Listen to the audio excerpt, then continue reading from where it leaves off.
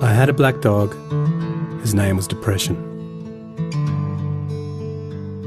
Whenever the black dog made an appearance, I felt empty and life just seemed to slow down. He could surprise me with a visit for no reason or occasion. The black dog made me look and feel older than my years. When the rest of the world seemed to be enjoying life, I could only see it through the black dog. Activities that usually brought me pleasure suddenly ceased to. He liked to ruin my appetite. He chewed up my memory and my ability to concentrate.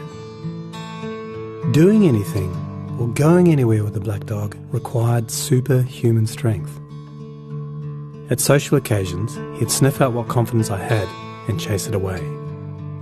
My biggest fear was being found out. I worried that people would judge me. Because of the shame and stigma of the black dog, I was constantly worried that I'd be found out.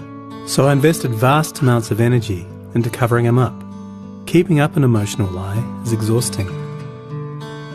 Black dog could make me think and say negative things.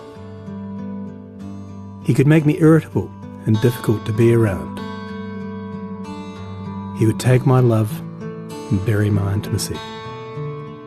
He loved nothing more than to wake me up with highly repetitive and negative thinking. He also liked to remind me how exhausted I was going to be the next day. Having a black dog in your life isn't so much about feeling a bit down, sad or blue. At its worst, it's about being devoid of feeling altogether. As I got older, the black dog got bigger and he started hanging around all the time. I'd chase him off with whatever I thought might send him running. But more often than not, he'd come out on top. Going down became easier than getting up again. So I became rather good at self-medication, which never really helped. Eventually, I felt totally isolated from everything and everyone. The black dog had finally succeeded in hijacking my life. When you lose all joy in life, you can begin to question what the point of it is. Thankfully, this was the time that I sought professional help. This was my first step towards recovery and a major turning point in my life. I learned that it doesn't matter who you are, the black dog affects millions and millions of people. It is an equal opportunity mongrel. I also learned that there was no silver bullet or magic pill. Medication can help some, and others might need a different approach altogether. I also learned that being emotionally genuine and authentic to those who are close to you can be an absolute game changer. Most importantly, I learnt not to be afraid of the black dog, and I taught him a few new tricks of my own. The more tired and stressed you are, the louder he barks, so it's important to learn how to quiet your mind. It's been clinically proven that regular exercise can be as effective for treating mild to moderate depression as antidepressants, so go for a walk or a run and leave the mutt behind. Keep a mood journal. Getting your thoughts on paper can be cathartic and often insightful. Also keep track of the things that you have to be grateful for.